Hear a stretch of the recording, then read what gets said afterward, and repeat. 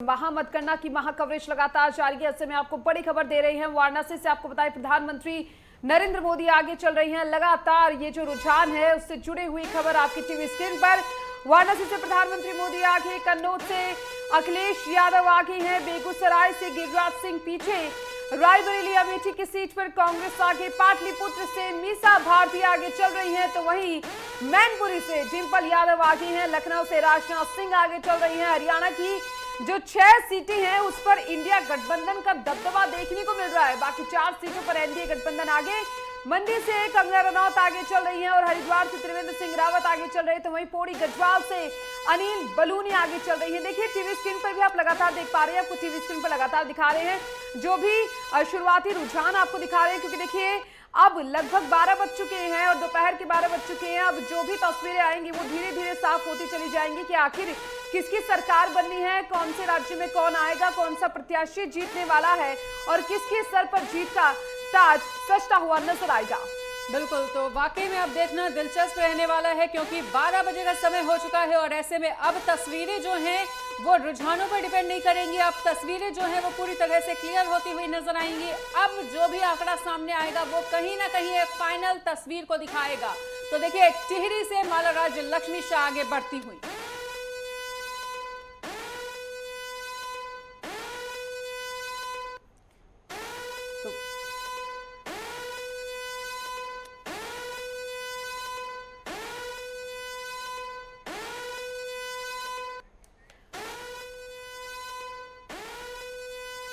तो देखिए लगातार आंकड़े सामने आते जा रहे हैं और जैसा कि अभी हमने बताया कि अब सिर्फ रुझान ही नहीं, अब लगभग तस्वीर क्लियर होने लगेगी। अलग अलग जिलों से अलग अलग सहयोगी भी हमारे साथ जुड़ चुके हैं।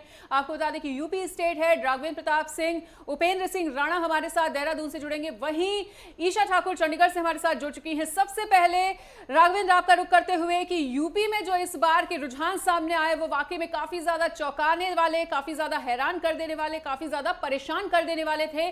बीजेपी और एनडीए को यूपी में इस बदलती तस्वीर को किस तरह से देख रहे हैं, अभी के ताजा रुझानों को लेकर क्या कुछ अपडेट?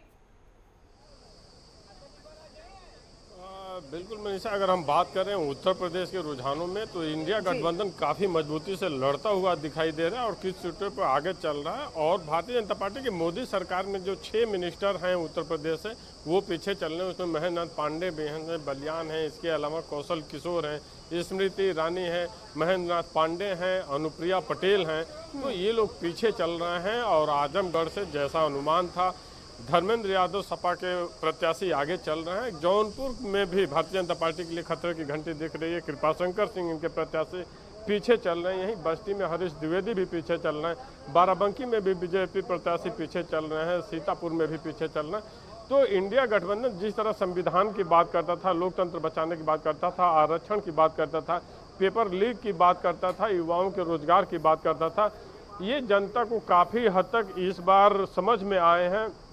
और यही कारण है कि यहाँ पे कांग्रेस भी 5 से 6 सीटों पे आगे चलती हुई दिखाई दे रही है। इतना ही नहीं, स्मृति ईरानी में केएल शर्मा, स्मृति अमेठी में काफ़ी पीछे स्मृति ईरानी चले, केएल शर्मा ने काफ़ी बढ़त बनाई है। राहुल गांधी लाखों की संख्या से रायबरेली में आगे चल रहे हैं। गोरखपुर से रवि किशन आगे चल रहे हैं। मेरठ से इस समय अरुण गोविल आगे चल रहे हैं। इतना जरूर है कि अगर शुरुआती रुझानों की बात करें पूरे देश के परसेप्शन में तो अंततः एनडीए के पक्ष में जाता हुआ रुझान दिख रहा है कि अपने बहुमत के दम पे भारतीय जनता पार्टी एनडीए कुनबा सरकार तो बना लेगा, लेकिन जो बहुत कठिन दिख रहा है। इतना जरूर है उत्तर प्रदेश में जो रुझान है वो बेहद चौंकाने वाले हैं, क्योंकि अब यहाँ पे ऐसा माना जा रहा था कि लॉ एंड ऑर्डर को लेकर और राशन जो है और जो भी अन्य सुविधाएं जो दी जा रही थी गरीबों को वो हिट करेगा। लेकिन पहले इंडिया गठबंधन ने राजपूतों की नाराजगी को सामने लाया, उसके बाद अन्य जातियों को तोड़ने का प्रयास किया। ये सारे लोग जो हिंदू बने हैं इनको जातियों में तोड़ो, उसमें इंडिया गठबंधन काफी हद तक सफल भी दिखाई दे रहा है। हालांकि अभी शुरुआती रुझान है, कुछ देर बाद 1-1.5 घंटे बाद पूरा सिनेरियो सामने आएगा, लेकिन फिर भी मेरा यह अनुमान है कि भारतीय जनता पार्टी एनडीए यहाँ पे इंडिया गठबंधन पे भारी पड़ेगा उत्तर प्रदेश में अभी 2 घंटे के रुझानों के बाद से। लेकिन वर्तमान की अगर बात करें तो इंडिया गठबंधन ने भारतीय जनता पार्टी को एक कड़ी चुनौती सामने पेश की है। बिल्कुल राघवेंद्र, क्योंकि देखिए उत्तर प्रदेश जो है काफी अहम राज्य हो जाता है देश की राजनीति की दृष्टि से देखा जाए तो। ईशा आपके पास आती हूँ, क्योंकि देखिए ईशा, अगर हरियाणा की बात करें तो बीजेपी का काफी दबदबा हरियाणा में रहा है, लेकिन अगर अब जो रुझान आ रहे हैं, देखिए दोपहर हो चुकी है, 12 बज चुके हैं, अब ऐसे में जो रुझान आ रहे हैं कि जो 6 सीटें हैं वो इंडिया गठबंधन के पास जाती हुई दिखाई दे रही है, साथ में जो 4 है वो एनडीए के पास। हालांकि हम बार बार कहेंगे कि ये बस रुझान है, जो परिणाम है वो तो कुछ ही देर बाद साफ हो जाएंगे, या नतीजे है वो बाद में आ जाएंगे, लेकिन सिर्फ रुझानों की बात करें तो आप किस तरीके से इस तस्वीर को देख रही हैं?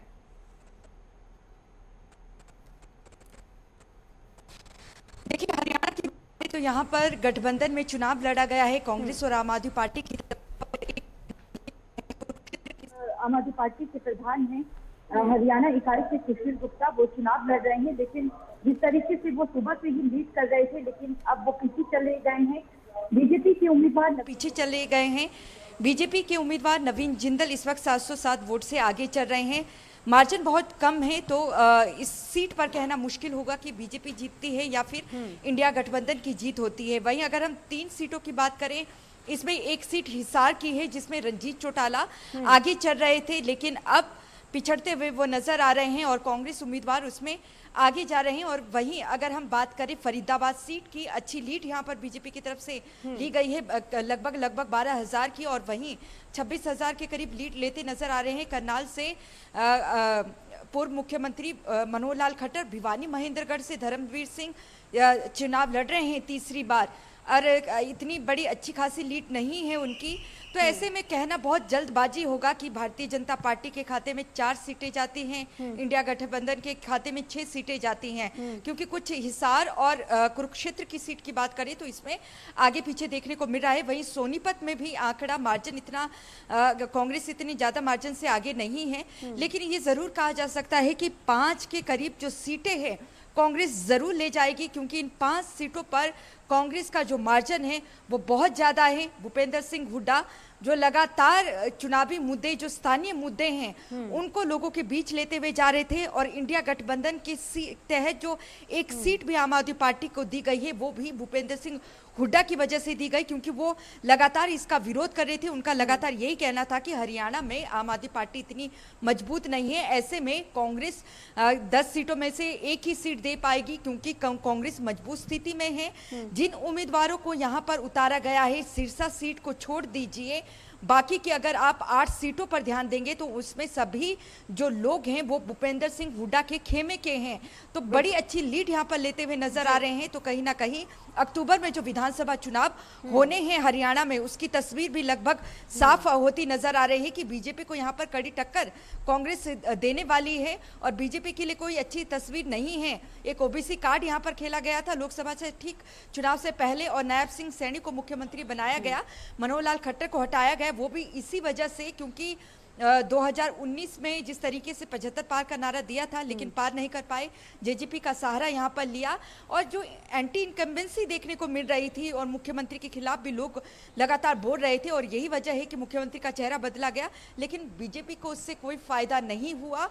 स्थानीय मुद्दे, बेरोजगारी जिस तरीके से लगातार कांग्रेस ने उठाई है कि हरियाणा पूरे देश में नंबर 1 पर है, जहां पर बेरोजगारी अपने चरम पर है, युवा रोजगार की तलाश में दर दर भटक रहे हैं, तो लगता है कि ये मुद्दा कहीं ना कहीं लोगों को छुआ है, खासतौर से जो युवा पीढ़ी है उन पर, और महंगाई को लेकर जिस तरीके से कांग्रेस ने ये मुद्दा उठाया था, और किसानों को लेकर पंजाब और हरियाणा में जो किसानी है वो बड़े तबके में यहाँ पर रहते हैं, बड़े तबके में यहाँ पर किसानी और खेती होती है, और उसी का असर इन चुनावों में देखने को मिल रहा है। ईशा, बिल्कुल ईशा, आपके पास लौटेंगे, उससे पहले आपको बता दें कि हमारे संवाददाता मनोज प्रजापति ने बीजेपी के राष्ट्रीय प्रवक्ता नीतू डोभाल से बातचीत की है, सर आपको सुनाते हैं।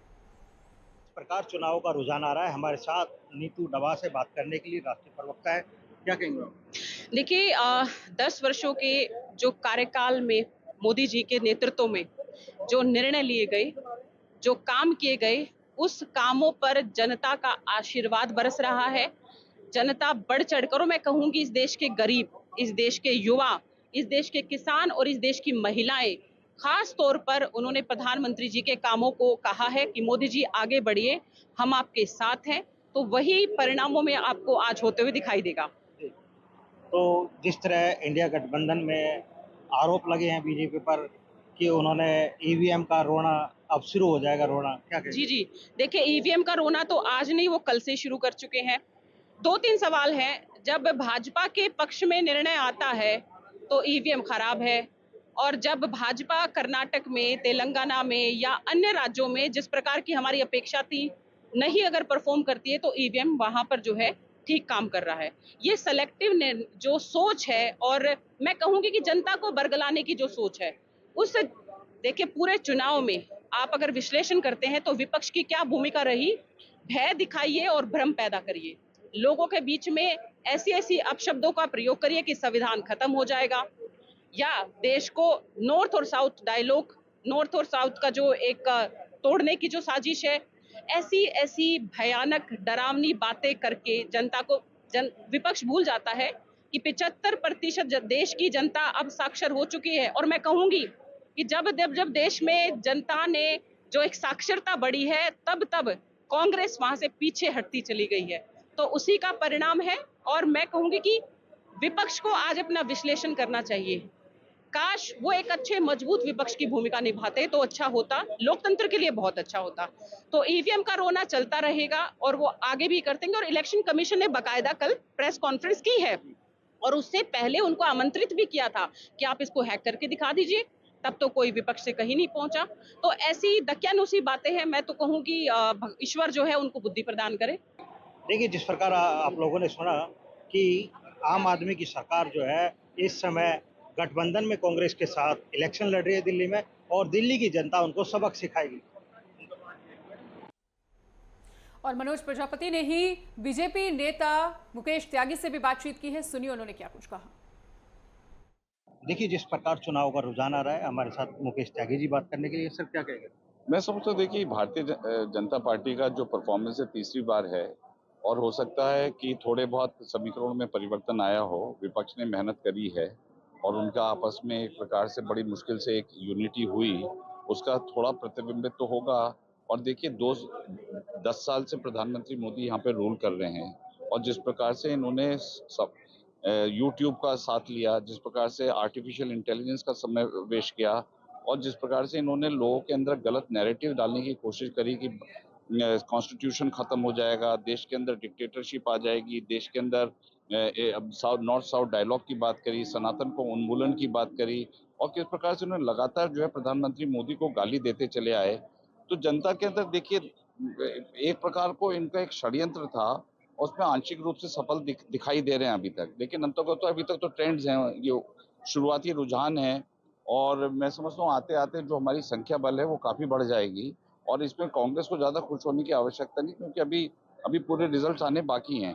बड़ी कठिन है डगर पनघट की। तो ये जो कांग्रेसी अभी अपने आप को रुझान में समझ रहे, क्योंकि देखिए प्रधानमंत्री मोदी ने कहा 400 पार, ठीक है, उसका लेकर के अभी थोड़ा उपहास बना रहे हैं, लेकिन प्रधानमंत्री का कहना था कि इनको इसमें भी उपलब्धि नजर आएगी कि 400 से अगर कम भी आते हैं तो इसको अपनी उपलब्धि समझेंगे। ये अपना नाकाम नहीं समझते कि आपने देश को लूटा है, आपने तुष्टीकरण की राजनीति की है, आपने भ्रष्टाचार किया है, आपने जातियों के आधार पर लोगों को बढ़ाया है, और M-22 समीकरण करके आपने देश को विघटित किया है एक दो ग्रुप में। तो प्रधानमंत्री मोदी का लगातार यही था कि ऐसे प्रकार के जो समीकरण जो देश के लिए घातक हैं, जो देश की प्रगति के लिए घातक है, कि अगर आप जातियों में विभाजित करेंगे, जातियों के अंदर द्वंद्व करेंगे। अब आप देखिए कर्नाटक के अंदर और आंध्र प्रदेश के अंदर बैकवर्ड के अंदर उन्होंने कैसे मुस्लिम को रिजर्वेशन 4% से 5% दिया, जबकि ये कानून के खिलाफ है। शुक्रिया सर। धन्यवाद। देखिए, जिस प्रकार मुकेश त्यागी जी ने बताया कि विपक्ष जो है अपने रुझानों को देखकर इस समय खुश है, लेकिन अभी इंतजार करना चाहिए। नेटवर्क 10 के लिए मनोज प्रजापति, कैमरामैन शिवदास।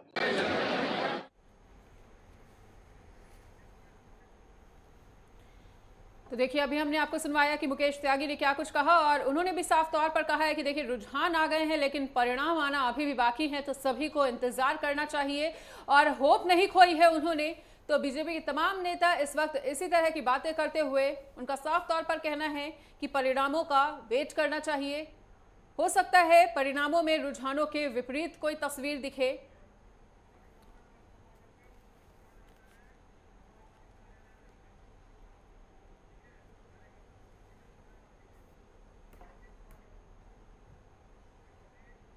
और चलिए इसके साथ ही लखनऊ संवाददाता ने एक खास बातचीत की है सपा कार्यालय में, जरा सुनिए क्या कुछ कहा है। लोकसभा चुनाव की मतगणना शुरू हो चुकी है और बात की जाए अगर रुझानों की, तो रुझानों में कहीं ना कहीं समाजवादी पार्टी और गठबंधन उत्तर प्रदेश की कुछ सीटों पर आगे चल रहा है। और इस वक्त हमारी मौजूदगी समाजवादी पार्टी कार्यालय में है और तमाम जो समाजवादी पार्टी के जो कार्यकर्ता है उनका जमावड़ा कहीं ना कहीं समाजवादी पार्टी के दफ्तर में साफ तौर पर आप देख सकते हैं तस्वीरों में किस तरह से बड़ी संख्या में समाजवादी के तमाम जो कार्यकर्ता है वो पार्टी कार्यालय में नजर आ रहे हैं। यहाँ पर तमाम कुछ लोग हैं जिनसे बात करने की कोशिश करेंगे। रुझान कहीं ना कहीं सामने आ रहे हैं, क्या लगता है पार्टी कहाँ का स्टैंड है? देखिए, जो निर्वाचन आयोग का जो परिणाम आया है 255 पर इंडिया गठबंधन, 265 पर इंडिया गठबंधन और केवल मैजिक नंबर जो होता है 272 का होता है। बीजेपी की 15-20 सीटें घटेंगी, इंडिया गठबंधन की बढ़ेंगी और इंडिया गठबंधन जो संविधान के मुद्दे पर, लोकतंत्र को बचाने के मुद्दे पर, सरकारी संस्थानों और उपक्रमों का निजीकरण रोकने के मुद्दे पर, कमर तोड़ महंगाई और बेरोजगारी के मुद्दे पर जो जनादेश मिलता हुआ दिखाई दे रहा है, निश्चित रूप से जन आकांक्षाओं का सम्मान जो है यहाँ के जो है कि सम्मानित जनता करेगी। इंडिया गठबंधन की सरकार बनेगी और जो 400 पार का नारा लगा रहे थे वो अब तड़ी पार होंगे। समाजवादी पार्टी के तमाम कार्यकर्ता हैं जो रुझान आने के बाद से लगातार अपनी प्रतिक्रिया दे रहे हैं और भी तमाम यहाँ पर जिस तरह से एनडीए कह रहा था 400 पार का नारा दिया गया था बीजेपी की तरफ से एनडीए की तरफ से। तो ये जो रुझान आ रहे हैं, रुझानों से क्या लगता है, क्या स्थिति बनने वाली है? देखिए, देश की जनता जान रही थी कि ये जुमलेबाजी लोग हैं। जुमलेबाजी 2 करोड़ नौकरियां देने की, जुमलेबाजी 15 लाख जो है लोगों के बैंक अकाउंट की, और जुमलेबाजी और उसके साथ साथ में देश में जो भय का माहौल बनाया, जैसे ईडी, सीबीआई और बिल्डोजर, जिस तरह का भय का माहौल बनाया भारतीय जनता पार्टी से, उनसे तरस होकर देश की जनता ने इंडिया गठबंधन को अपना पूरा सहयोग देने का काम किया है। और जिस तरह से उत्तर प्रदेश की जनता का मैं इस आपके चैनल के माध्यम से धन्यवाद देना आभारी हूँ। पीडीए को लेकर माननीय राष्ट्रीय अध्यक्ष श्री अखिलेश यादव जी ने जन जन तक के जो अपना पीडीए का माध्यम पहुंचाया, पिछड़े दलित अल्पसंख्यकों की बात रखी और देश बचाने का और संविधान बचाने का जो वादा किया जनता से, उस जनता ने उस पर भरोसा जताया।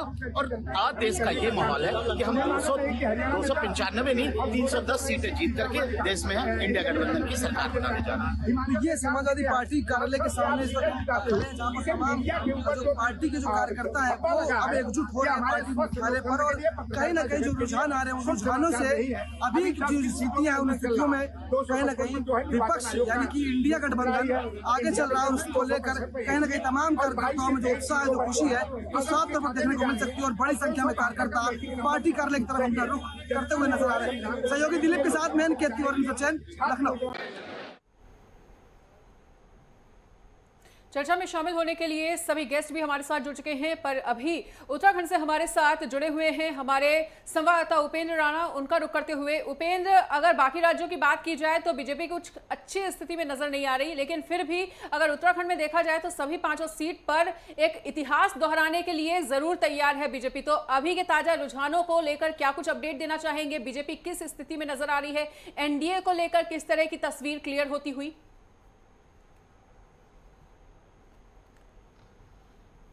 देखिए, अगर उत्तराखंड की अगर बात की जाए तो यहाँ पर जिस प्रकार से 5 से 6 राउंड हो चुके हैं और जो रुझान आ रहे हैं उसमें ये साफ तौर पर देखा जा रहा है कि भाजपा एक बार फिर से यहाँ पर जो है क्लीन स्वीप कर रही है और तीसरी बार जो है हैट्रिक लगाने में जो है वो लगी हुई है। क्योंकि अगर अभी की अगर बात की जाए तो टिहरी लोकसभा सीट, क्योंकि 5 लोकसभा सीट है, टिहरी लोकसभा सीट से भाजपा प्रत्याशी महारानी माला राजलक्ष्मी शाह 80,000 वोटों से जो है वो आगे चल रही है। और जिस प्रकार से पूर्व मुख्यमंत्री त्रिवेंद्र सिंह रावत हरिद्वार लोकसभा सीट से वो 48,000 वोटों से जो है वो आगे चल रहे हैं। साथ ही जो अजय टमटा हैं वो 1,24,000 वोटों से जो है वो आगे चल रहे हैं। और वहीं 2 लाख के करीब जो है अजय भट्ट जो है नैनीताल सीट से जो है वो आगे चल रहे हैं। यानी कि अगर देखा जाए तो लगातार जो बढ़त है वो लगातार बनी हुई है और जिस प्रकार से भाजपा क्लीन स्वीप करती हुई जो है और दिखाई दे रही है। हालांकि अभी जो है वो रिजल्ट आना बाकी है क्योंकि रुझान लगातार अभी जो है वो चल रहे हैं। अभी उसके लिए जो है कुछ घंटों का समय जो है वो और लगेगा। उसके बाद जो है ये साफ हो जाएगा कि किस प्रत्याशी को जो है कितना वोट पड़ा है और कितने वोटों के मार्जिन से जो है वो जीत दर्ज करते हैं। जिस तरीके से देश की स्थिति में एनडीए जो है उस हिसाब से जो है वो नहीं दिख रही है। लेकिन अगर उत्तराखंड की अगर बात की जाए तो यहाँ पर जो है स्थिति साफ होती हुई दिखाई दे रही है कि एक उत्तराखंड में जो है भाजपा क्लीन स्वीप करती हुई दिखाई दे रही है। हालांकि जो मुद्दे जिस प्रकार से देखे गए थे, कांग्रेस की ओर से कई सारे मुद्दे जो है उठाए गए थे, कई सारे मुद्दे, चाहे बेरोजगारी के मुद्दे हो, अंकिता भंडारी हत्याकांड का मुद्दा हो, अग्निवीर के मुद्दे थे, तो कहीं ना कहीं उन मुद्दों पर जो है जनता ने वोट नहीं किया है। इससे यह साफ तौर पर देखा जा सकता है कि केंद्र सरकार की जो योजनाएं हैं, जो उत्तराखंड सरकार की जो योजनाएं हैं, उसको ध्यान में रखते हुए जो है इस बार फिर से जो है उत्तराखंड की 5 सीटों पर जो है कमल खिलाने का काम करते हुए जो है वो दिखाई दे रहे हैं। हालांकि अभी 5वां राउंड हो चुका है। टिहरी और हरिद्वार में, जिस प्रकार से देहरादून के रायपुर स्टेडियम में हूँ, यहाँ पर टिहरी लोकसभा सीट और जो हरिद्वार लोकसभा सीट है, यहाँ पर जो स्थिति अभी देखने को मिल रही है, दोनों सीटों पर जो है भाजपा के प्रत्याशी जो है वो आगे बढ़त बनाते हुए जो है वो दिखाई दे रहे हैं। हालांकि कांटे की टक्कर जिस प्रकार से जो टिहरी और पौड़ी के लिए जो खासतौर पर मानी जा रही थी, वहां पर भी अब हालांकि अभी कांग्रेस के प्रत्याशी जो है सेकंड पायदान पे है, लेकिन अभी जो थोड़ा बहुत पहले जो स्थिति थी वो निर्दलीय प्रत्याशी बॉबी परमार सेकंड नंबर पर चल रहे थे। और दूसरी ओर अगर हरिद्वार की अगर बात की जाए तो पूर्व मुख्यमंत्री त्रिवेंद्र सिंह रावत और उसके बाद सेकंड नंबर पर कांग्रेस के वीरेंद्र रावत जो है उनमें आपसी टक्कर जो है वो देखने को मिल रहा है। 48,000 वोटों से फिलहाल आगे है। लौटेंगे उससे पहले हमारे साथ हमारे खास मेहमान जुड़ चुके हैं, उनको जरा रुक कर लेते हैं। प्रदीप गावड़े जी बीजेपी प्रवक्ता हमारे साथ जुड़े, बहुत बहुत स्वागत है सर आपका। अक्षय जैन कांग्रेस प्रवक्ता हमारे साथ जुड़े, आपका भी बहुत बहुत स्वागत है। गणेश मुल्ले पाटिल भी हमारे साथ एनसीपी शरद ग्रुप से जुड़े, आपका भी बहुत बहुत स्वागत है। प्रदीप गावड़े जी आपके पास में आऊंगी सबसे पहले, क्योंकि देखिए महाराष्ट्र काफी अहम राज्य हो जाता है बीजेपी के लिए भी अगर माना जाए तो। ये जो रुझान आ रहे हैं, क्योंकि देखिए 12:20 हो चुके हैं, शुरुआती रुझान भी हमने बताया आपको और दर्शकों को, इन सभी रुझानों को देखते हुए क्या कुछ कहेंगे आप? नहीं, अभी जो वोटों की गिनती शुरू है उसमें मेरी जानकारी के अनुसार बहुत जगह पे 7-8 राउंड पूरे हुए हैं, कुछ जगह पे 9 राउंड पूरे हुए हैं और लगभग 27-28 राउंड हर लोकसभा कॉन्स्टिट्यूंसी में है। और इस हिसाब से भी मतलब अभी बहुत जल्दी होगा इस विषय पे बात करना, लेकिन मुझे पूरी अपेक्षा है कि हम अच्छा परफॉर्मेंस महाराष्ट्र में करेंगे। कुछ जो सीटें मतलब न्यूज में दिखा रहे हैं कि हम ट्रेल कर रहे हैं, लेकिन जमीनी स्तर पर वस्तुस्थिति ऐसी है कि हम वहां पे लीड कर रहे हैं। जैसे मैं अभी सोलापुर में हूँ, सोलापुर में सभी न्यूज चैनल में ये दिखाया जा रहा है कि हम ट्रेल कर रहे हैं, लेकिन वस्तुस्थिति यहाँ पे ये है कि 9 राउंड पूरे हुए और हम लगभग 10,000 वोटों से यहाँ पे लीड कर रहे हैं। तो ऐसी बहुत जगहों पे संभावना है और अभी 8-10 राउंड ही हुए हैं, तो मुझे लगता है इंतजार करना चाहिए। और ठीक है, हमारे साथ कांग्रेस से अक्षय जैन जी भी जुड़े हुए हैं, उनका भी रुख कर लेते हैं। अक्षय जैन जी, देश के तमाम राज्यों में कांग्रेस काफी अच्छी स्थिति में इस बार नजर आई है, लेकिन अगर महाराष्ट्र के कॉन्टेक्स्ट में बात की जाए तो महाराष्ट्र की राजनीति में रुझानों के आने के बाद कांग्रेस अपने आप को कहां देख रही है? बिल्कुल, हम लोग बहुत अच्छी स्थिति में है और जिस तरीके से एग्जिट पोल के द्वारा पिछले 2-3 दिनों में जो देश में माहौल क्रिएट करने की कोशिश भारतीय जनता पार्टी की ओर से की गई थी, और राहुल जी जो है और हमारे गठबंधन के जितने भी साथी हैं, सभी का एक कॉन्फिडेंस था कि 295 प्लस हम लोग आने वाले हैं। और जैसे अभी 50% लगभग हुआ है, आने वाले समय में जो है 4 बजे तक और आंकड़ों का क्लियर हो जाएगा। चंद्रबाबू नायडू जी का आउट ऑफ कवरेज एरिया है, Chirag Paswan ji out of coverage area है, तो इस पर से आप समझ सकते हो कि रुझान किस तरफ जा रहे हैं। चलिए, क्योंकि देखिए अभी कुछ भी कहना बिल्कुल सही नहीं होगा, क्योंकि ये सिर्फ रुझान है, जो फैसला है वो शाम तक सामने आ जाएगा, जो नतीजे हैं वो भी यहाँ पर सामने आ जाएंगे, आखिर क्या कुछ फैसला होता है। चलिए, हमारे साथ अभिजीत बोराटी भी जुड़ चुके हैं शिवसेना शिंदे ग्रुप से, उनका भी बहुत बहुत स्वागत करती हूँ। अभिजीत जी, आपके पास ही मैं आना चाहूंगी, क्योंकि देखिए लगातार जो है महाराष्ट्र की राजनीति में काफी उथल पुथल देखने को मिली है। पिछले समय की बात करें तो लगातार, चाहे वो बीजेपी की बात हो, एनसीपी की बात हो या शिवसेना की बात हो, आप शिवसेना को किस तरीके से स्टैंड कर पा रहे हैं इस महाराष्ट्र की राजनीति में?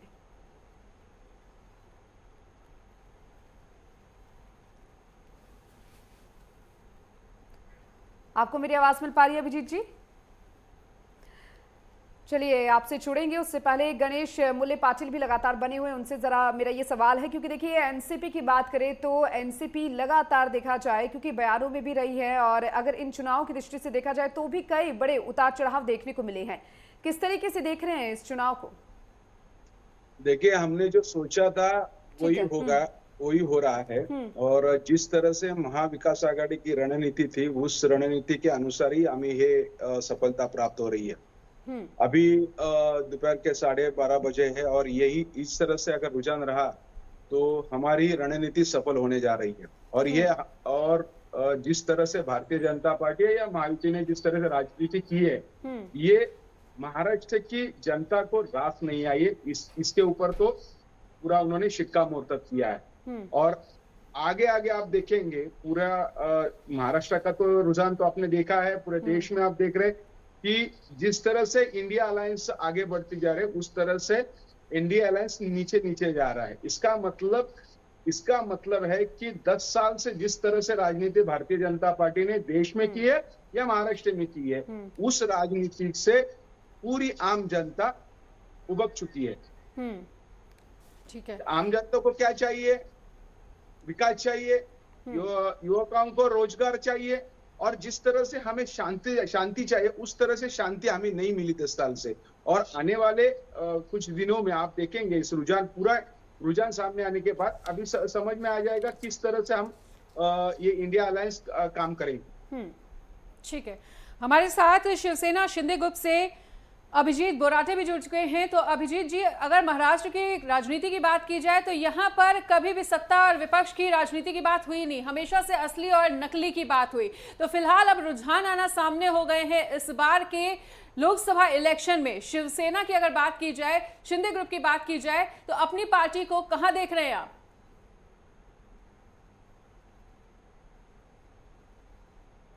40 प्लस होते तो ईवीएम के नाम से सब बवाल उठा देते, लेकिन अभी हम थोड़े पीछे हैं तो भी सब बवाल बंद है, सब जो प्रश्न है बंद है।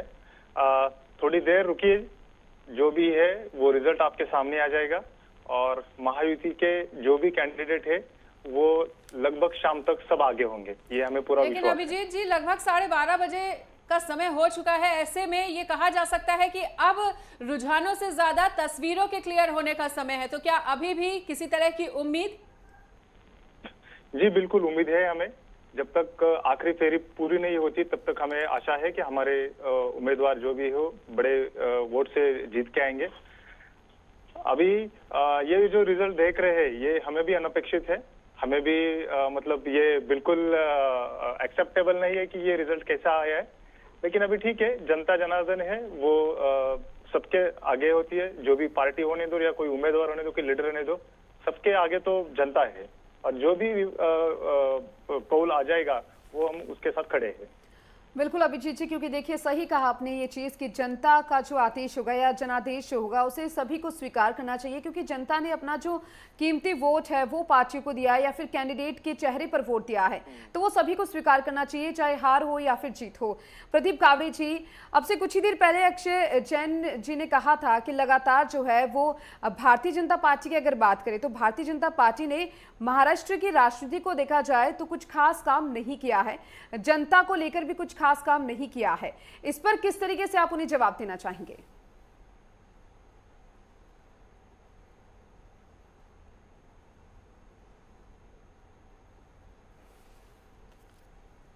प्रदीप कावड़े जी, आप मुझे सुन पा रहे हैं? आप अपना अनम्यूट कीजिए सर, आपकी आवाज मेरे तक नहीं पहुंच पा रही है।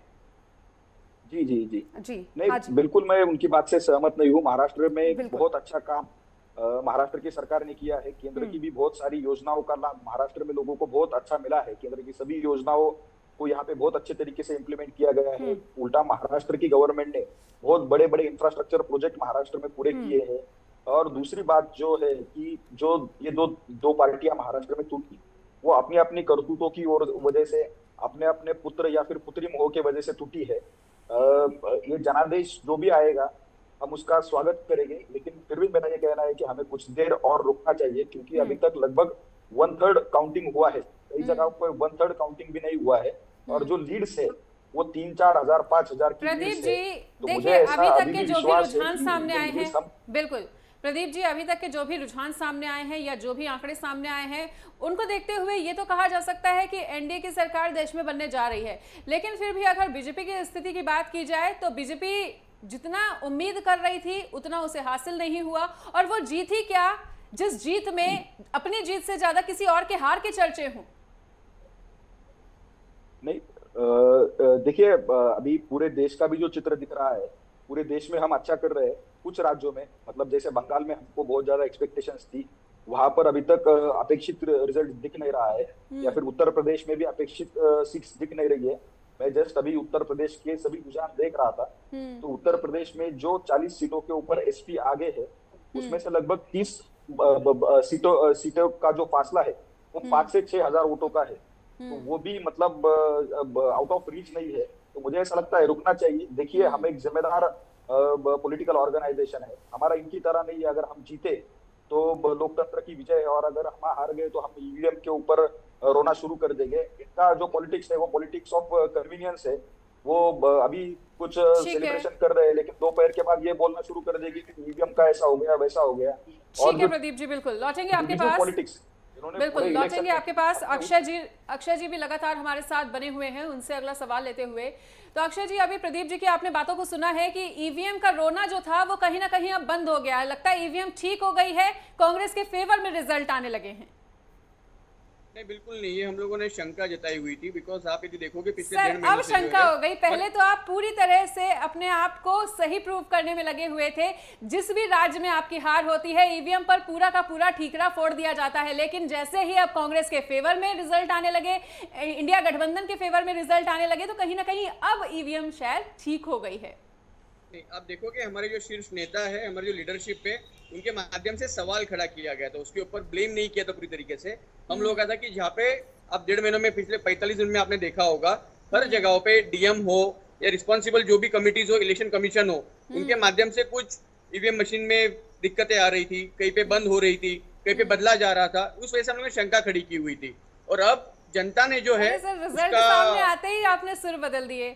रिजल्ट अभी पूरी तरह से सामने भी नहीं आया, तस्वीर पूरी तरह से क्लियर भी नहीं हुई है और सुर पूरी तरह से बदल चुके हैं। देखिए, अभी आपका कहना है कि आपने केवल शंका जताई थी कि ईवीएम में ये खराबी आ रही है, लेकिन उस टाइम अगर आपकी हार हो जाती है किसी भी राज्य में, तो पूरा का पूरा ठीकरा जो है वो उसकी जिम्मेदारी लेने की बजाय आप लोग पूरा का पूरा ठीकरा ईवीएम पर थोप देते हैं या चुनाव आयोग पर थोप देते हैं। किसी न किसी को तो जिम्मेदारी लेनी होगी ना सर। पदाधिकारी होते हैं तो डाउट होता है। आप देखोगे हमारे मल्लिकार्जुन खड़गे जी हो, राहुल जी हो, या कोई भी गठबंधन के सीनियर लीडर हो, उनके ओर से ईवीएम के ऊपर इस तरीके से टिप्पणी नहीं की गई थी जो कार्यकर्ता करते हैं। तो खैर कार्यकर्ता उनके हिसाब से बात करने की कोशिश करते हैं, और जो शंका जताना कोई गलत बात नहीं है, डाउट आना कोई गलत बात नहीं है, उसको सामने रखना कोई गलत बात नहीं है।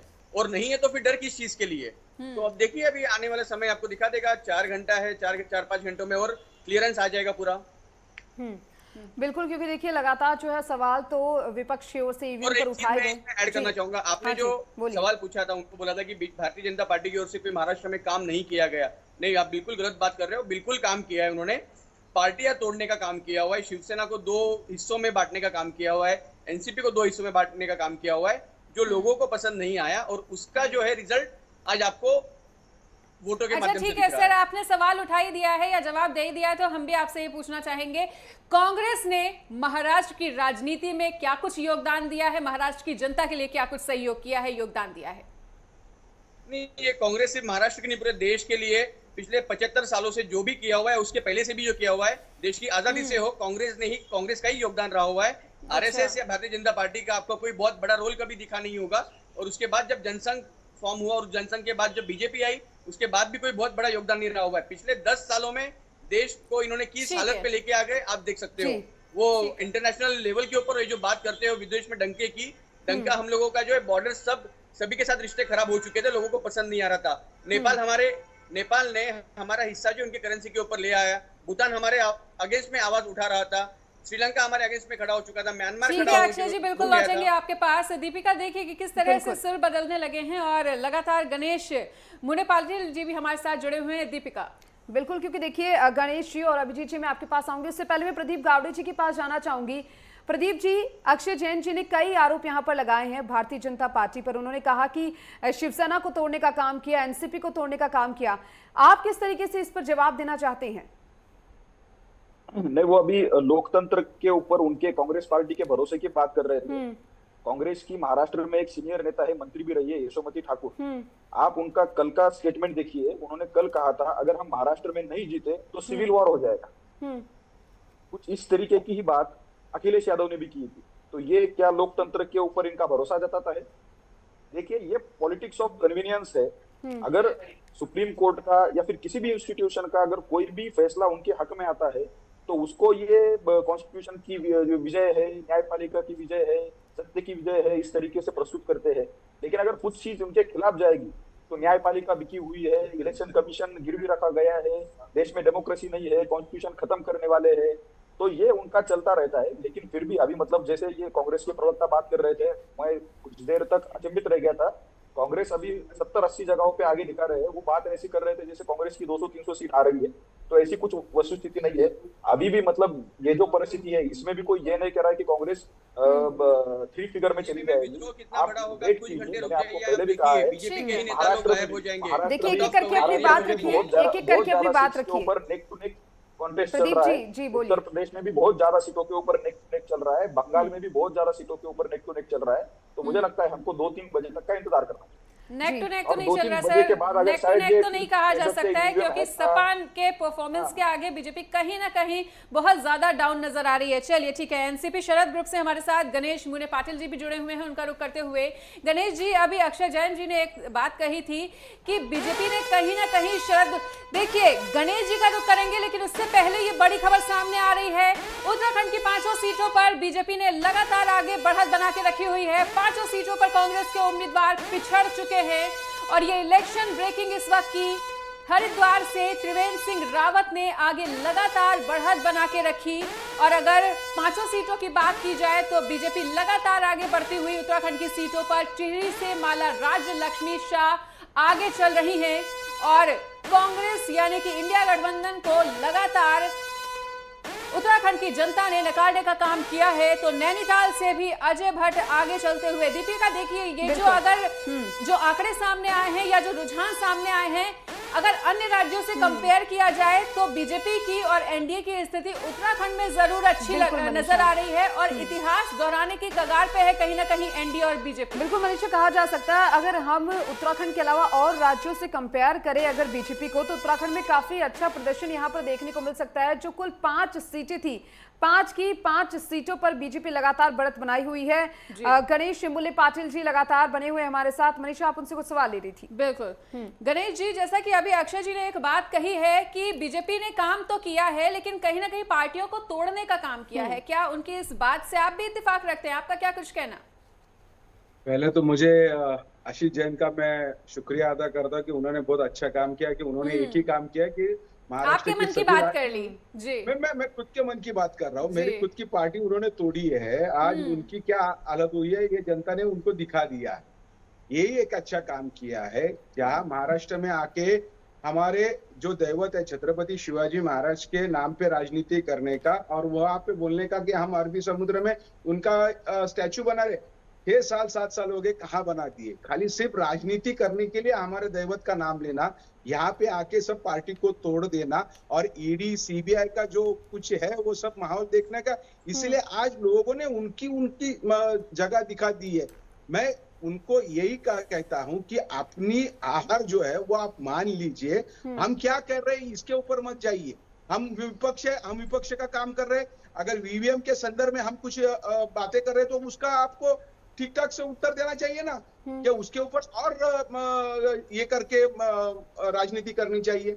जिस तरह से महाराष्ट्र की जनता राजनीति चाहती है उस तरह से राजनीति भारतीय जनता पार्टी ने की नहीं है। अरे सर, तो ईवीएम पर अगर आप सवाल खड़े कर रहे हैं तो बीजेपी से थोड़ी ना खड़े कर रहे हैं, बीजेपी का कोई रोल थोड़ी ना हो जाता है। चलिए आपके साथ चर्चा को जारी रखेंगे। इस बीच एक और बड़ी खबर सामने आ रही है, झालावाड़ से बीजेपी उम्मीदवार दुष्यंत सिंह की जीत हो चुकी है। देखिए आंकड़ा क्लियर होता हुआ कांग्रेस की उर्मिला जैन को बीजेपी उम्मीदवार ने हरा दिया है। यहाँ पर तस्वीर अब फिलहाल एक क्षेत्र की क्लियर होती हुई, झालावाड़ से बीजेपी उम्मीदवार दुष्यंत सिंह ने कांग्रेस उम्मीदवार यानी कि इंडिया उम्मीदवार को हरा दिया है। कांग्रेस की उर्मिला जैन को बीजेपी उम्मीदवार ने हराया है। तो देखिए ये तस्वीर क्लियर हो चुकी है झालावाड़ से। बिल्कुल मनीषा, क्योंकि देखिए राजस्थान के झालावाड़ से बीजेपी उम्मीदवार दुष्यंत सिंह की जीत हुई है और ऐसे में कांग्रेस की उर्मिला जैन को बीजेपी उम्मीदवार ने हरा दिया है। देखिए आपको बता दें कि एक तस्वीर जो है वो साफ होती हुई दिखाई दे रही है राजस्थान के झालावाड़ से। ये तस्वीर जहां पर साफ होती हुई बीजेपी उम्मीदवार दुष्यंत सिंह की जीत हुई है और कांग्रेस उम्मीदवार उर्मिला जैन को बीजेपी उम्मीदवार ने हराया है। क्योंकि देखिए अब लगातार जो है वो तस्वीरें साफ होती हुई नजर आ रही है। देश के हर एक कोने से आपको लगातार अपडेटेड जानकारी हम दे रहे हैं। नेटवर्क 10 लगातार इस महामतगणना की कवरेज आपको दे रहा है और बता रहा है कि कहां से कौन से प्रत्याशी जीत रहे हैं, क्या कुछ रुझान सामने आ रही हैं। बिल्कुल, तो इस वक्त ये बड़ी खबर, अहम जानकारी। झालावाड़ से बीजेपी उम्मीदवार दुष्यंत सिंह की जीत हो चुकी है और उन्होंने कांग्रेस उम्मीदवार को हरा दिया है। और इस बीच हमारे साथ तमाम गेस्ट भी जुड़े हुए हैं, उनका एक बार फिर से रुख करते हुए तो गणेश मुने पाटिल जी अपनी बात को पूरा करें और जिस तरह से आप अपने मन की बात कर रहे थे, हम चाहेंगे कि उसको भी पूरा करें, तब हम इस चर्चा को आगे जारी रखते हैं। देखिए, जिस उम्मीद से भारतीय जनता पार्टी और शिवसेना को 2019 में लोगों ने जो जनमत दिया था, उस जनमत का आधार बनाते हुए उन्होंने सरकार बनानी चाहे थी, ये लोगों की ये थी। लेकिन भारतीय जनता पार्टी ने जिस तरह से शिवसेना को अपने यानी कि जो बर्ताव किया, उस बर्ताव को सहन न होते हुए इस महाराष्ट्र में महाविकास आघाड़ी बनी। और महाविकास आघाड़ी ने जिस तरह से 2-2.5 साल जो काम किया वो आप जनता जानती है। लेकिन जब महाविकास आघाड़ी सरकार आई तो पहले ही 2020 में कोविड का जो संक्रमण आया, उस संक्रमण में गणेश जी कहीं ना कहीं आपने बात पलट दी। देखिए, जिस बात पे हम चर्चा कर रहे थे वो बात कहीं ना कहीं पलट गई। अभी आपने बोला था ईवीएम पर हम सवाल खड़े करते हैं तो उसका सही जवाब भी देना चाहिए। बीजेपी पर सवाल थोड़ी ना खड़े करेंगे अगर ईवीएम में कुछ खराबी है तो। चुनाव आयोग से पूछना चाहिए। चुनाव आयोग ने साफ कल स्पष्ट किया है कि ईवीएम में कोई खराबी नहीं है, तब तो फिर चुनाव आयोग की ट्रांसपेरेंसी पर भी आप सवाल खड़े कर रहे हैं। देखिए, विपक्ष का काम होता है कुछ अगर अच्छी चीज लाने के लिए उसके ऊपर प्रश्न तो पूछना चाहिए। अब वो प्रश्न कहाँ गए सर? अब अगर रिजल्ट कांग्रेस के फेवर में आ रहा है, इंडिया गठबंधन के फेवर में आ रहा है, अब क्या उन सवालों के जवाब मिल गए सर आपको? बोलने का मौका तो दीजिए। हमने लगातार प्रश्न खड़े किए, इसीलिए उस प्रश्न का उत्तर मिला, इसीलिए आज ईवीएम इतना निष्पक्ष हो गया ना। अच्छा, अभी उसके ऊपर भरोसा है क्योंकि हम लोग ने काम किया। हम लोग अगर नहीं बोलते तो ये ईवीएम का इतना सुधारना नहीं होता था। आज जिस तरह से ईवीएम की सुधारना हुई है, सर्वोच्च न्यायालय ने उसके ऊपर, उसका श्रेय तो हमें जाए ना, विरोधी के लिए जाना चाहिए ना। अगर हम चुपचाप बैठते, अगर हम कुछ नहीं बोलते तो वो सत्ताधारी तो वही करते थे ना जिनको वो चाहते थे। ठीक है सर, बिल्कुल। जिसके हाथ में लाठी उसी की बहस होती है, तो कहावत आपने सुनी हुई है ना। आपने पूरा का पूरा श्रेय अपने ऊपर ले लिया है कि क्योंकि हमने विरोध किया था इसीलिए चुनाव आयोग ने और तमाम प्रशासनिक दलों ने अब ईवीएम को ठीक कर दिया। ठीक है, उस काठी को अगर नहीं तोड़ते हम, ठीक है सर, लौटेंगे आपके पास। बिल्कुल बिल्कुल, काठी को अगर नहीं तोड़ते तो मैं भैंस का अगर दूध नहीं देती थी। आज इस तरह से हो गया कि जिस तरह से हमें ईवीएम चाहिए उसका श्रेय तो हमें मिलना चाहिए। ठीक है सर, बिल्कुल।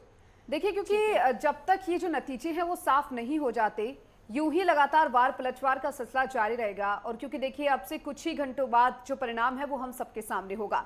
अभिजीत जी, लगातार देखिए आरोप प्रत्यारोप लगाए जा रहे हैं, पार्टी को जोड़ने, पार्टी को तोड़ने की बात की जा रही है। आप किस तरीके से खुद का स्टैंड इस पर रखेंगे? लगातार चाहे वो कांग्रेस प्रवक्ता की बात हो या फिर गणेश मुले पाटिल जी की बात हो, उन्होंने भी पार्टी जोड़ने और तोड़ने की बात यहाँ पर कही है।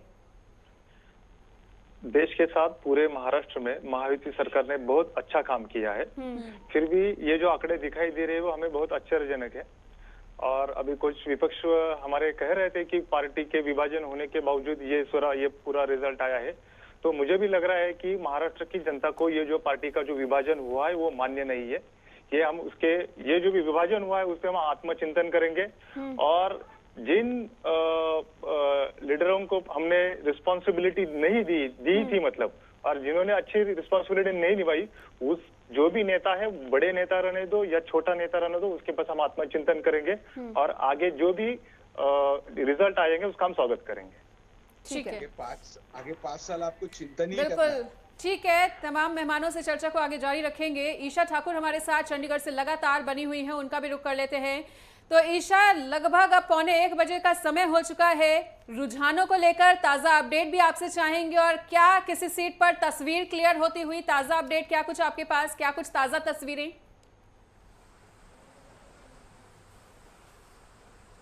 देखिए, अगर हम चंडीगढ़ की बात करें तो यहाँ पर 8 राउंड पूरे हो चुके हैं। 10,000 से अधिक वोटों से अभी भी कांग्रेस उम्मीदवार मनीष तिवारी लीड यहाँ पर कर रहे हैं।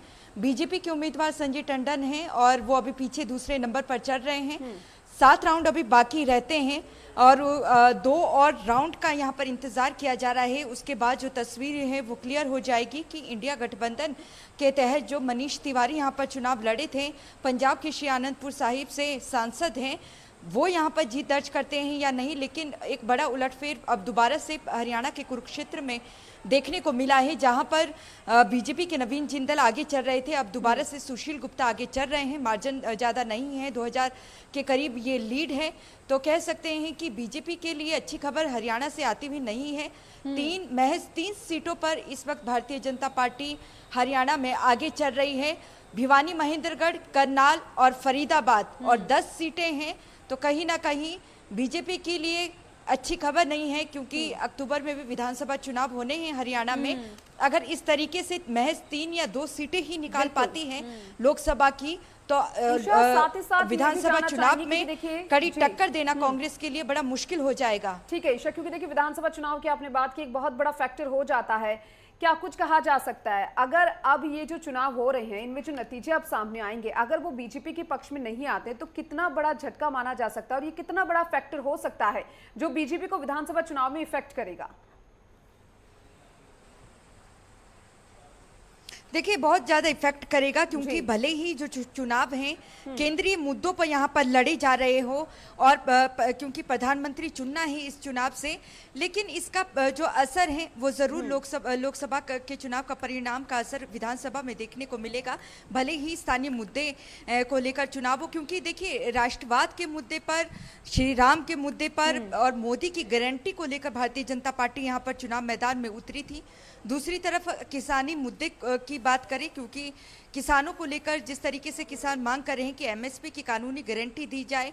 दूसरी तरफ अगर हम बात करें कांग्रेस की, उनका कहना है कि अगर हम सत्ता में आते हैं तो कानूनी गारंटी दी जाएगी किसानों को, और साथ ही कर्जा माफ किया जाएगा, युवाओं को रोजगार दिया जाएगा। और साथ ही साथ कांग्रेस का एक बड़ा आरोप है कि बेरोजगारी में नंबर 1 है हरियाणा। तो ऐसे में ये मुद्दे कहीं ना कहीं भुनाती भी कांग्रेस नजर आई, और उसी का असर है कि इन चुनावों में देखने को मिला है। और अक्टूबर में महज 3 से 4 महीने का वक्त है, और इन नतीजों के साथ अगर कांग्रेस लड़ती है और बड़ी ही ठोस मजबूती से, क्योंकि अब देखिए यहाँ पर भूपेंद्र सिंह हुड्डा ने अपने खेमे के नेताओं को ही उम्मीदवार घोषित किया था। एक सिरसा और कुरुक्षेत्र की सीट को अगर 8 सीट पे ध्यान दे तो उन 2 सीटों को छोड़कर तो उनके खेमे के नेता ही हैं। और भूपेंद्र सिंह, इन तस्वीरों से, इन नतीजों से एक बात साफ हो गई है, मुख्यमंत्री का चेहरा कांग्रेस की तरफ से अगर कोई होगा अक्टूबर में जो विधानसभा चुनाव होने हैं उसमें भूपेंद्र सिंह हुड्डा ही होंगे। अब नायब सिंह सैनी जो अब मुख्यमंत्री भी बनाए गए हैं बीजेपी के और से, वो मुख्यमंत्री का चेहरा रहते हैं या नहीं, एक बहुत बड़ा सवाल होने वाला है। बिल्कुल ईशा, ये जो रुझान सामने आए हैं, जो तस्वीरें अब लगभग क्लियर होने लगी है, उससे ये तो कहा जा सकता है, और जैसा कि अभी आपने भी जिक्र किया कि बीजेपी की अच्छी स्थिति नहीं है, लेकिन यहाँ पर हैरान कर देने वाली और चौंका देने वाली बात यह भी है कि कांग्रेस की स्थिति भी अगर बीते दिनों देखी जाए तो वो बहुत अच्छी नहीं थी। लगातार अंतरकलह की तस्वीरें सामने आती थी, अंतरगुटों की तस्वीरें सामने आती थी, और लगातार कांग्रेस में अलग अलग धड़ हो गए थे। वहीं अगर बात की जाए तो हमेशा ही संगठन को लेकर चर्चा होती थी, कांग्रेस अपना संगठन तक यहां पर नहीं बना पाया था, और उस स्थिति में अगर कांग्रेस के लिए ये रुझान सामने आए हैं, उसके फेवर में आए हैं, तो ये वाकई में हैरान कर देने वाले आंकड़े हैं और हैरान कर देने वाली खबरें हैं। बिल्कुल, इससे ये भी देखिए जो जनाधार जनादेश देखने को मिल रहा है, इससे स्थिति बिल्कुल स्पष्ट हो गई है कि भारतीय जनता पार्टी के खिलाफ अब जनता बोलने लगी है। उसका कारण ये भी है कि 2014 से लगातार आप सत्ता में काबिज हैं, और 2019 के बाद भी हालांकि पूर्ण बहुमत तो नहीं मिला था, आप सत्ता में जेजेपी के सहारे आए थे। जिस तरीके की जनता कामकाज चाहती थी उस तरीके की नहीं यहाँ पर देखने को नहीं मिला है, और जिस तरीके की गुटबाजी देखने को मिली है, भूपेंद्र सिंह हुड्डा ने बड़ी ही अच्छी तरीके से रणनीति यहाँ पर तैयार की, क्योंकि जो खेमा दूसरा था वो लगातार भूपेंद्र सिंह हुड्डा के खिलाफ ही उतरा था, और भूपेंद्र सिंह हुड्डा ने ही आला कमान पर दबाव बनाकर अपने नेताओं को चुनाव मैदान में यहाँ पर उतारा था, और वही नेता इस वक्त आगे चल रहे हैं। गुटबाजी की अगर बात करें, किरण चौधरी जिनकी बेटी को श्रुति चौधरी को टिकट नहीं दी गई, और अगर सुरजेवाला की बात करें वो भी चुनाव नहीं लड़ रहे हैं, कुमारी शैलजा, ये तीनों एक गुट में हैं, और सिरसा से बाहर इन गुटों को जाने नहीं दिया गया, और भूपेंद्र सिंह हुड्डा चुनाव प्रचार के लिए सिरसा भी नहीं पहुंचे, तो इस गुट को सिरसा तक ही सीमित रखा गया। लेकिन सिरसा में कुमारी शैलजा जीतती हुई नजर आ रही हैं, और बीजेपी के उम्मीदवार अशोक तंवर पिछड़ते हुए नजर आ रहे हैं। इसका कारण ये बताया जा रहा है कि बीजेपी के कुछ अंदरूनी ही नेता हैं जो इस बात से नाराज चल रहे थे कि अशोक तंवर जो हाल ही में आम आदमी पार्टी से बीजेपी में शामिल हुए हैं, उन्हें भारतीय जनता पार्टी ने टिकट दे दी। तो बीजेपी का जो इस वक्त देखने को परिणाम मिल रहा है, उसमें जो जनता का जनादेश है, जो जनता की नाराजगी है, वो तो देखने को ही मिल रही है। लेकिन दूसरे खेमे से आए नेताओं को जिस तरीके से बीजेपी ने टिकट दी, स्थानीय नेता जो नाराज चल रहे हैं, स्थानीय नेताओं पहले हमारे साथ कांग्रेस प्रवक्ता अक्षय जैन लगातार जुड़े हुए हैं। क्या कुछ कहना चाह रहे हैं सर, आप कहिए अपनी बात। नेटवर्क 10 के माध्यम से अभी 12:50 हो रहे हैं और अभी स्क्रीन पे एनडीए को दिख रहा है 289, इंडिया को दिख रहा है 233। लाइव चल रहे हैं हम लोग, रिकॉर्ड में फिर से हम लोग इसके ऊपर बात करेंगे भविष्य में। हाँ जी। आने वाले इसमें इंडिया गठबंधन का सरकार बनेगा और बीजेपी के खेमे में बहुत बड़े पैमाने में विद्रोह उठ के आएगा और जो भी उनके साथ सहयोगी पार्टियां है वो कोई भी उनके साथ नहीं रुकेगी, इसकी तो बिल्कुल हमें गारंटी है ही। बट उसके साथ साथ बीजेपी के भी मेंबर ऑफ पार्लियामेंट से जो भी सांसद चुन के आने वाले हैं उनके अंदर भी विद्रोह होने वाला है। जो ओरिजिनल बीजेपी है, जो एक्चुअल बीजेपी है अटल जी के वक्त की, और उनके साथ वाले जो नेता है उन लोगों का रवैया अभी आप देखिएगा आने वाले कुछ समय में 24 घंटे 48 घंटों में आपको बहुत सारी चीजें देखने को मिलेगी जो इस देश ने कभी देखी नहीं होगी। दूसरी बात ऐसी है कि जो आप चुनाव आयोग की जो बात कर रहे थे, तो चुनाव आयोग में जो फेरबदल, जो चुनाव के जस्ट पहले 8 दिन पहले, चुनाव के हफ्ते भर पहले जो इलेक्शन कमिश्नर्स के ट्रांसफर्स की गई थी, जो नए की अपॉइंटमेंट की गई थी, तो विरोधी पार्टी का ये हमारा हक है, हम उसके ऊपर सवाल उठाए। और जैसे अभी हमारे एनसीपी के साथी ने बताया कि हम लोगों ने कंटिन्यूअसली इसके ऊपर आवाज उठाने की वजह से और हमारे अलर्ट होने की वजह से, कल भी आप देखोगे हमारे मल्लिकार्जुन खड़गे जी का जो लेटर था, ऑफिशियल लेटर, कि हम लोगों ने हर इसके अंदर चुनाव का जहाँ पे भी काउंटिंग होगा वहाँ पे स्ट्रिक्टली हर चीज को फॉलो करना है और आखिर तक साथ में रहना है ताकि कोई गड़बड़ ना हो। इस वजह से क्या है, इलेक्शन कमीशन आप मीडिया के माध्यम से अलर्ट हो गया कि कोई चीज सामने ना आ जाए, कैमरा में ना आ जाए। इस वजह से स्मूथली इलेक्शन चल रहा है अभी तक, तो ऐसे हमें लग रहा है और बिल्कुल हम लोग सरकार बनाने जा रहे हैं। ठीक है सर, जीत का जश्न मनाना अच्छा है, लेकिन आत्मविश्वास से, बहुत ज्यादा अति आत्मविश्वास से भरा होना भी ठीक नहीं है। लेकिन फिर भी आप ही की बात को आगे बढ़ाते हुए एक सवाल ये और भी लेना चाहेंगे कि 24 के रण की अगर बात की जाए तो राहुल गांधी के लिए 24 का रण कहीं ना कहीं अपने विरासत को बचाने का रण था, तो क्या अपनी विरासत को बचाने में कामयाब नजर आ रहे हैं राहुल गांधी और कांग्रेस? गणेश जी आपके पास आ रहे हैं, कोई इशारा मैंने देख लिया है, आते हैं। बिल्कुल नहीं, ये राहुल जी का कोई विरासत का ये था ही नहीं। पिछले 30-32 सालों से हम लोगों ने, यानी गांधी परिवार ने, कोई भी सत्ता का पद नहीं लिया सिवाय लोकसभा चुनाव, सांसद चुनाव इन्होंने लड़के आए हुए हैं। उसके अलावा 2004 में जब सत्ता आई तब राहुल जी मिनिस्टर बन सकते थे, जो चीज चाहिए थी वो चीज बन सकते थे। 2009 में आने के बावजूद भी हम लोग ले सकते थे, लेकिन नहीं बने। तो ये जो प्रोपोगंडा और जो नैरेटिव सेट करने की कोशिश भारतीय जनता पार्टी की ओर से की जाती थी, उसको इस बार लोगों ने देखिए। गणेश बोले पाटिल जी कुछ कह रहे थे आप सर। देखिए, पहले तो आप सबको मानना पड़ेगा कि ये लोकशाही का विजय है और जिस तरह से 10 साल से भारतीय जनता पार्टी ने जो राजनीति इस देश में की थी, उस राजनीति से जनता उबक गई थी, श्वास भी नहीं ले रही थी, अपना मत भी जाहिर करने के लिए डर रही थी, ताकि अगर कोई अपना खुद का मत अगर जाहिर करे तो उसके ऊपर कुछ ना कुछ आरोप किया जाए या कुछ के उसके दिक्कतें आ जाए। इसीलिए 10 साल से ये जनता झेल रही थी। और आप इस मौके पे ये तो आप मान लीजिए कि आज लोकशाही की जीत हुई है और जिस तरह से लोगों को चाहिए उस तरह से लोगों ने अपने रुझान दिए। जैसे मेरे भाई ने कहा है कि आगे वाले कुछ दिनों में जो भाई ने कहा वही होने वाला है।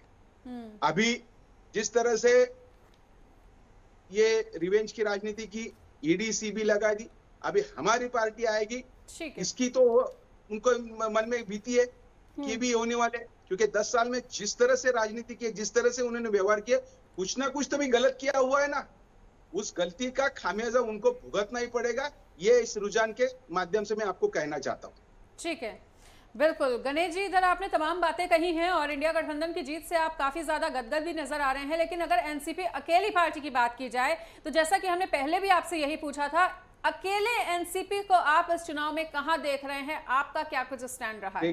देखिए, हमने जिन सीटों पे लड़ा है, महाराष्ट्र में 10 सीटें लड़ी है, उस 10 सीट में 8 सीटें तो हम लोग ने जीती है, यानी कि कम से कम 80% तो हम लोग ने खुद का परफॉर्मेंस दिया है। उसके साथ जो महाविकास आघाड़ी का जो गठबंधन है उसमें भी 100% हम लोग ने दिया है और इसीलिए महाराष्ट्र में आज आज आपने कभी देखा है तो 30-32 सीटें अभी आगे चल रही है, तो ठीक उसमें है, बिल्कुल सर लौटेंगे आपके पास। अभिजीत बोराटे जी भी लगातार हमारे साथ जुड़े हुए हैं शिवसेना शिंदे गुट से, उनका रुख करना चाहेंगे। बिल्कुल सर, सुन लिया, आप अपने नेक्स्ट टर्न का वेट करिए। मुझे एक मिनट का मौका दीजिए। सर देखिए, समय सीमा की कमी के चलते फिलहाल अब हमें दूसरे गेस्ट को भी मौका देना होगा। अभिजीत बोराटे जी भी हमारे साथ लगातार, सर उनका एक लास्ट रिएक्शन लेने दीजिए। एक मिनट में आपको बोल रहा हूं कि एक मिनट। आपने कहा कि अगर हम जीत का जश्न करेंगे तो उसको आत्मविश्वास से जश्न कीजिए, ना कि अति आत्मविश्वास से। हम लोग ने ये चुनाव आत्मविश्वास से ही लड़ा था, इसलिए हम लोग ने ये जीत का जश्न आत्मविश्वास से ही करेंगे। ठीक है सर, बिल्कुल। और हमारे साथ अभिजीत बोराटे जी भी लगातार बने हुए हैं, उनसे लास्ट रिएक्शन लेते हुए। अभिजीत जी, क्या कुछ कहना चाहेंगे? क्या लड्डू बनवाने में कुछ ज्यादा ही जल्दी कर दी गई थी?